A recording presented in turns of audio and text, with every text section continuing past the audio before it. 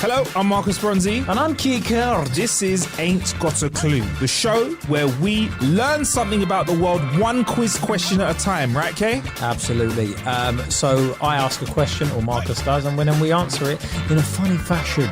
So we don't just give you facts, because that's a pointless podcast. You won't learn. Be a very short podcast as well. Like, hi, here's the answer. Here's a question. Here's the answer. On your way. Yeah, so the theory is we have a chat around it that's bigger than the answer, and then you will take away that answer at the end of it. This time it's my turn to ask you a question, Kate. Go on. Which member of the royal family was rumoured to have introduced a beard tax? Ain't got a clue. Henry VIII. Good old Henry VIII. But he had a beard himself. Exactly. He looked like Brian Blessed with the beard. Brian Blessed, do you remember him? With a massive ginger beard, looked like Henry VIII. I like Brian Blessed. A really good Brian Blessed impression, actually. Hello, and welcome to Have I Got News For You with Brian Blessed. I feel like you couldn't take him seriously if you got angry and shouted at you. Imagine if he was your dad, he was like, time to go to bed. Do you know? Time to go to bed, narrated by Brian Blessed. No, I'm joking. Sorry, Dad, I'm not going to bed if you're going to talk to me like that again. He's behind you. Oh, no, he isn't. So it's Henry VIII. Henry VIII had a beard. Did he? He did have a beard, yeah. Yeah. All right. So Henry VIII he kind of looked like someone that would be into comic books, or he kind of had that kind of figure about him. Do you know what I He mean? was very rotund. Yeah. Barrel-like figure, should we say. Yeah. Or he might have been into strongman competitions, depending on how you look at it. So he said he's like Eddie Hall sometimes. Yeah. And Brian Blessed at other times. Yeah, but Brian Blessed is a much better looking man, I feel. Anyway, I think that this is an element of jealousy. Mm-hmm. I feel like what it is he's got a beard and he's like, yo, dude, like, yo, you coming at my manliness? Like, you're trying to, what, just because I can't bear a son? Is that like what you're trying to say I'm not a man? Look at my beard, bro. And then somebody's like, no, but you know, so-and-so's got a bigger beard. And he's like, how dare they? Tax! How dare they have a bigger beard than me? It's like having a small dick and taxing big dicks in it. That's what it's like that. Wow. Wow. Can you imagine that? Yeah. Sire, I've heard there's a guy called Ralph down the mills.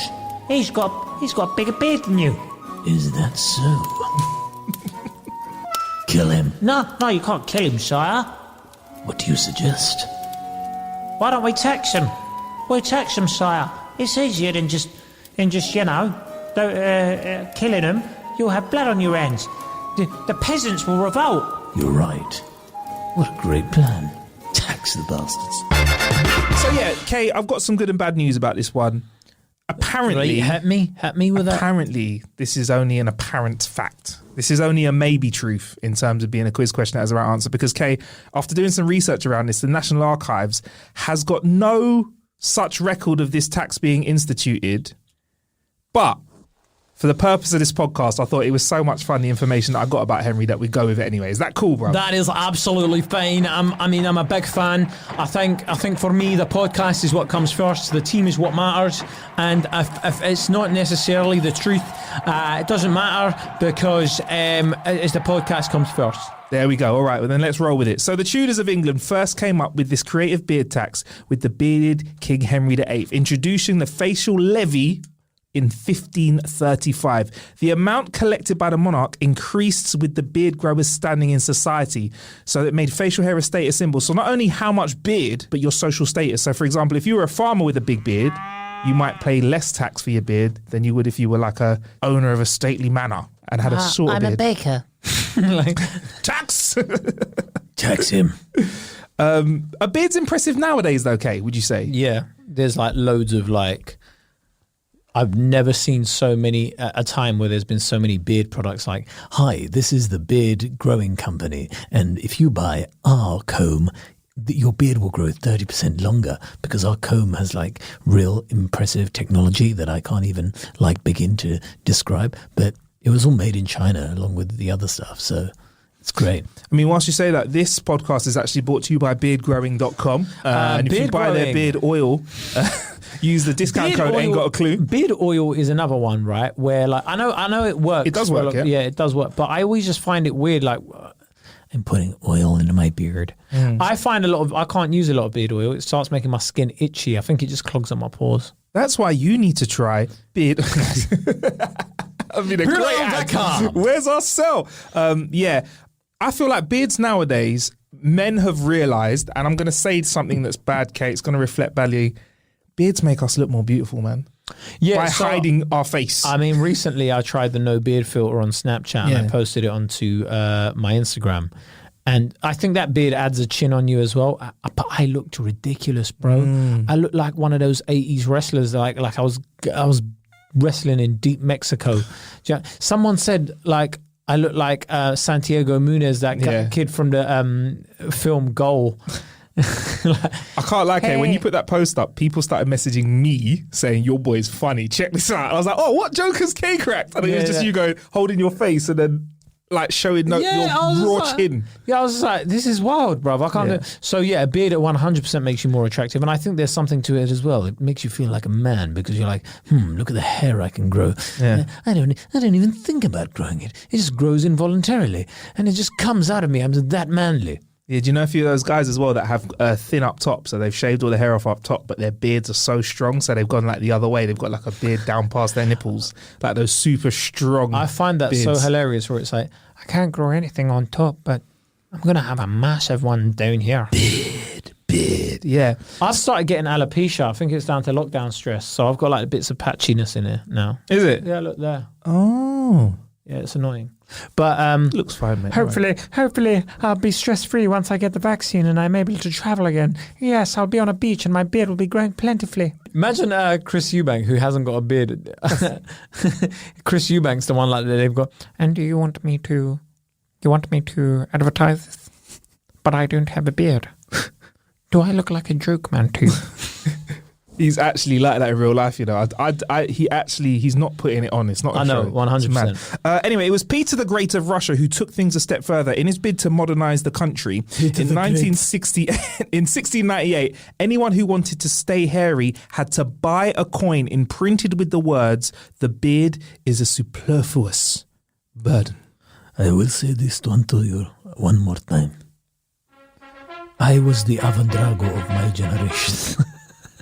We're back to Rocky, guys. And Ivan Drago didn't have a beard, so he doesn't have a beard anyway. So you had to buy a token to have a beard. Can you imagine that? You needed to have a special token to say, look, like you're going on a Dodgems. Yeah. Just like that. Have you got a token? Yeah. Say, if you want to, it's a tenner. Anyway, back to Henry. So you know how artists like... Henry who? Henry the Hoover? Henry VIII. You know how artists like to tour? I mean, look, you're a comedian, so you tour around the UK when you're allowed to. Well, I want to. It's been postponed twice. Not due to a lack of a beard. Down to a bloody virus. Well, kings and queens, they did that as well. In July 1535, around the same time he made this tax, apparently, King Henry and his court of over 700 people went on tour. 700 Imagine that people. Entourage, and there was that random like tall security guard with a Bluetooth headset as well. Like, can you get away from the king, please? Yeah, Thank you. Back up. And then you got the small, angry security guard. No security guard who's actually smaller than the actual talent that they're looking for. He's the Aggie one. Everybody move back up, please. I can imagine why there's 700 though. Yeah. People on horseback. Yep. People carrying like... Mate, so think about how many horses as well, Kay. That's just a good point. You're all about to set off. Everyone's good. Right, if it's all 700 horses and someone goes, excuse me, mate, excuse me.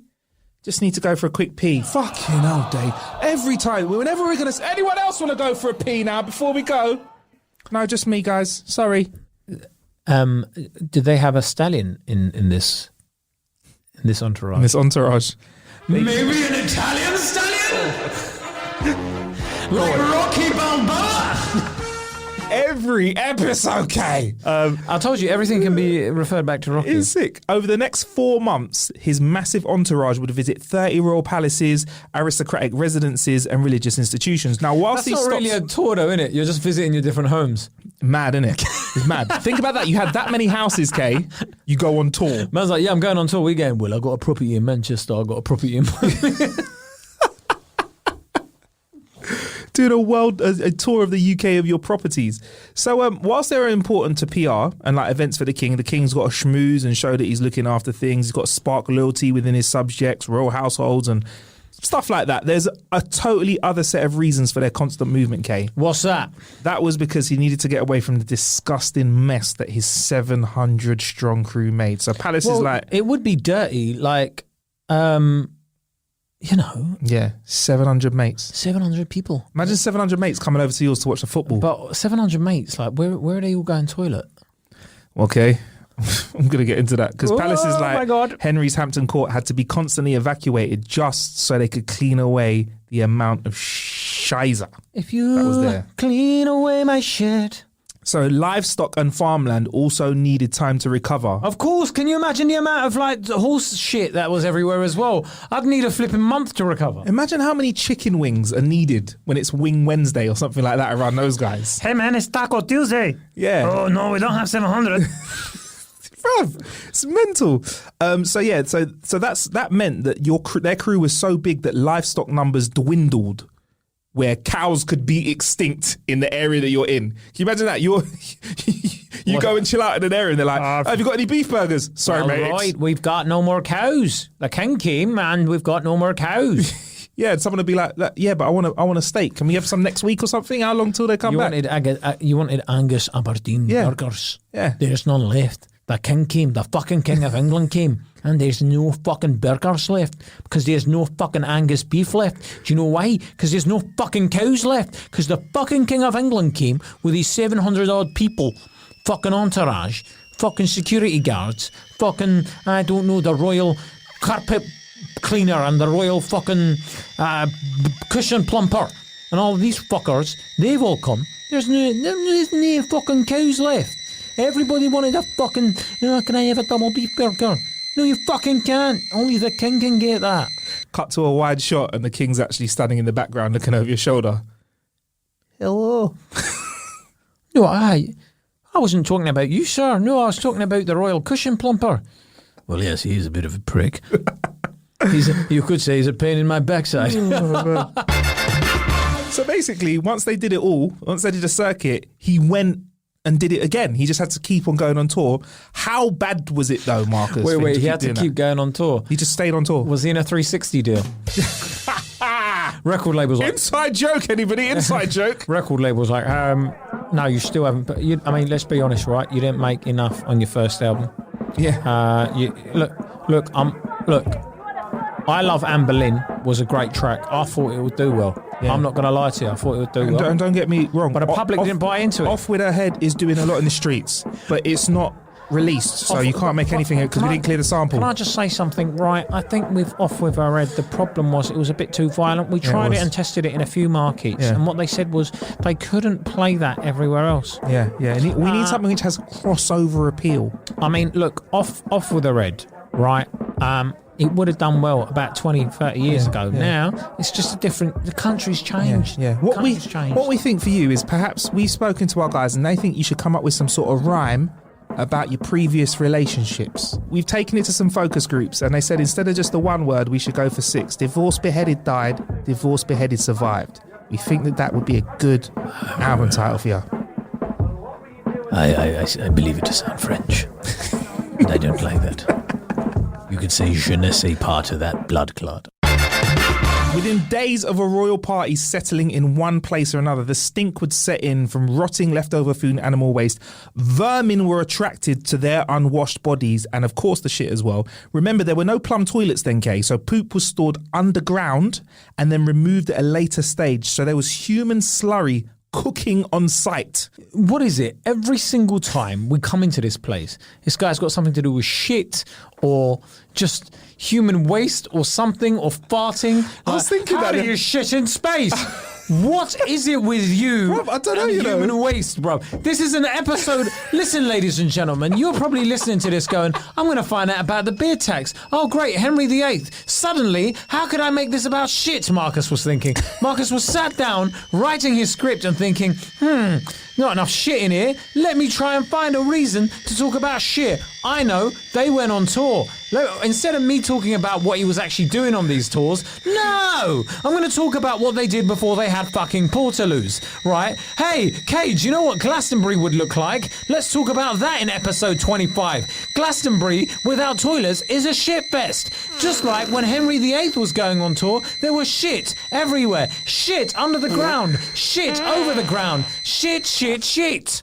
I'm actually really don't like having these kind of conversations outside of the podcast, but I do keep coming back to it. Maybe I got a problem, you know. We'll get back to the beards. But Henry did try to make it manageable with some cleanliness rules, Kay. He did too. What did he do, Marcus? Kay, to stop his servants and courtiers from urinating on the garden walls, he painted large X in problem spots. So he was like, this is unacceptable. I've got the perfect plan to stop people urinating on walls. The Urination Olympics. There you go. Did an X. There you go. Sorted. Can you imagine that? Someone's like, Urination Olympics. So X marks the spot. that's what I'd be like. Every young man must piss on the X. But apparently, yeah, it didn't stop them. They just started aiming at the X's. And they were also encouraged Was there a circle and a triangle and a square as well? Was like PlayStation. Oh, wow. They used Imagine if there was like a piss 21, like it's like EA Sports, but like, do you know what I mean? Like, to it was like, EA Sports. yeah, but it's like It's in a the pissing aim. game. So yeah, it's in the aim. Yeah. And you're aiming around, and you have to like, you just got this character, and you dress him up how you want him to. So like, if you like dress him up in tracksuit bottoms, he can piss quicker. But Yeah. if you dress him up in like dress trousers, it's Yeah. like dressed. Who the fuck am I? Hold on, did you just Dress Did you dress trousers. him up in like dress pants?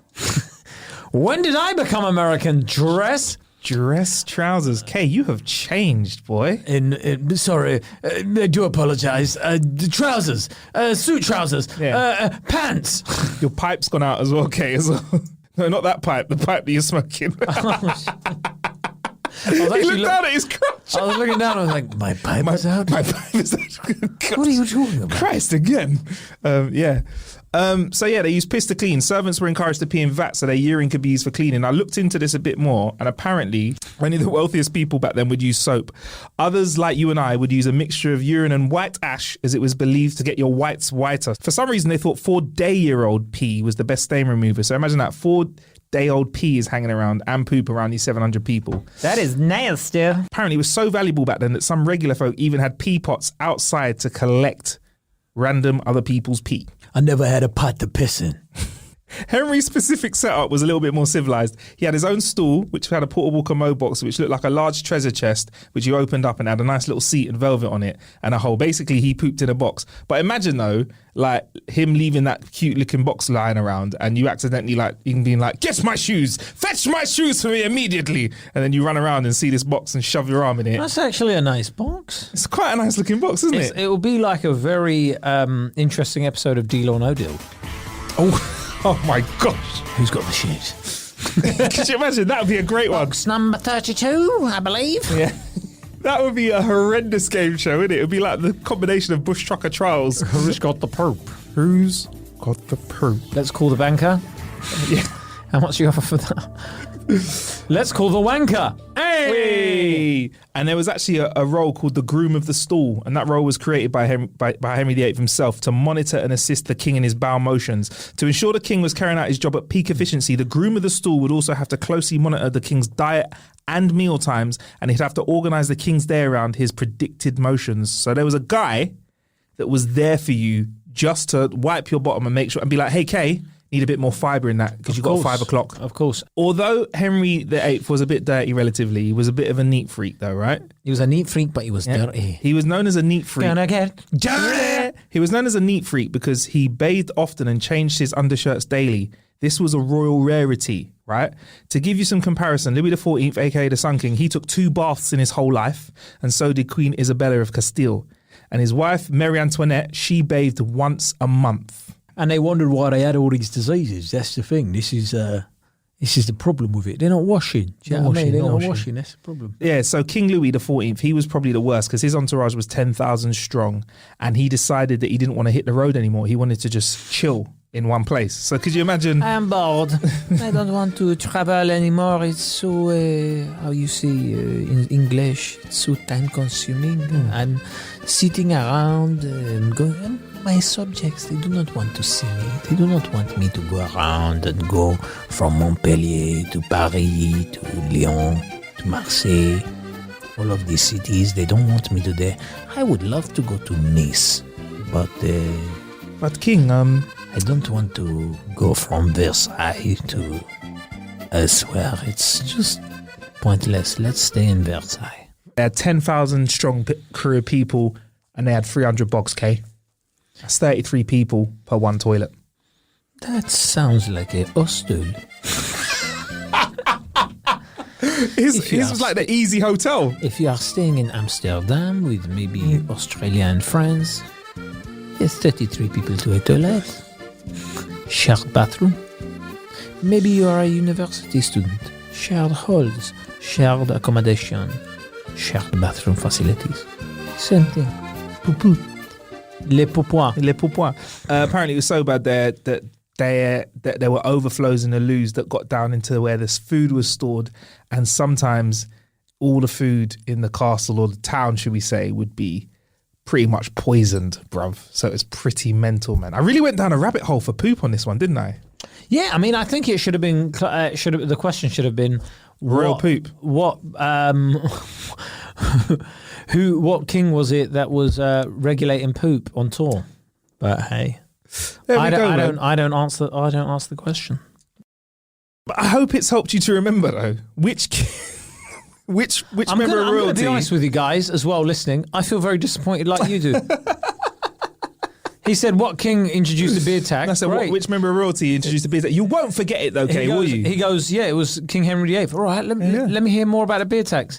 Yeah, it was a tax about beard. But anyway, did you know these lot shit, bruv? Sorry, what, Marcus? No, these lot were shitting, bruv. They were shitting every... But Marcus, what about the beard? No, fuck that, man. There was like 300 of these lot, yeah? Just shitting every... No, sorry, 700. They were just shitting everywhere they went. They were shitting, the horses were shitting, everyone was shitting. And you know, Henry, he had a fucking chair that he'd shit on, bruv. It was a nice chair, but he'd shit in it, right? And you know what? Sometimes they'd shit so much, right? It just ruined the whole place. So they have to move on somewhere else where they'd shit even more, bruv. And you know what? He wasn't the only king that did this. King Louis used to do it, and he had even more people. 1,200, bruv. They were shitting everywhere, bruv. Until one day, Louis was like, "This is long, bruv. I don't want to do this no more, bruv. I'm sick of shitting on a portable toilet." Do you know what, Kay? You've just showed us everything that you've remembered. I've done my job. You've done your job. You've done your job, like. But I did a bit of a shit job. Kay's had enough. He's about to kill himself. Should we end the podcast?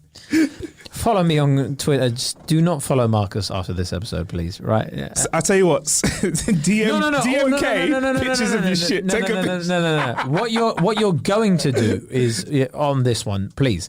If you're listening to this episode, hashtag let us know you've listened to this episode by tweeting Marcus with the poop emoji. And Kay. No, you have to tag Kay. Because the thing is, I'll enjoy it. Kay won't. I'll like it. Tweet Marcus with a poop emoji and go, "How's that for a beard?" I want to see that. How's that for a beard? It doesn't matter when you're listening to this. This could be in the year 2025. That's fine. Send Marcus a poop emoji going, "How is that for a beard?" And whilst you do that for me, or after you've done that to me, for Kay, you don't have to do anything other than just tag him in a picture of poop. So if you see a picture of poop online, no, don't do that. Anywhere, just tag I'll block you. I'll block you, innit? Like I block people for fun, innit? You'll get blocked. And if you block him, it's like if you get blocked by Kay, that's like a reward. No, it's not. There because then you won't see any more of my posts, and that's long for you. So no, just say, like you're gonna have to make a fake profile. Like follow me from that. It's long. To be fair, that's a waste of time. So what you should do is make a fake profile first, then tag Kay. At KAEKURD. Have fun, guys. This has been Ain't Got a Clue. And don't forget, if you enjoyed the episode, make sure you tell your mates about us. And if you want to support us more as well, Kay, before we get out of here, what's another way they can support us and also get more content? You should send a picture of a poop emoji to Marcus Bronzy at MarcusBronzy. He'll have another solution, but this is my solution. I was kind of getting at the Patreon as well, if you wanted to. Send him a picture of poop. Or you can head to Patreon and search for Ain't Got a Clue and support us there as well. Every time we drop an episode here, we drop an episode over there as well. You're not missing out on anything by just having the free feed, but if you want more episodes, that's a great way you can support us and get more content back as well. We're also making sure that we spend time to upload other bits and bobs up there as we get more facilitated and used to Patreon. Anything else before we get out of here, Kay? Going for a shit. Thank you for listening to Ain't Got a Clue.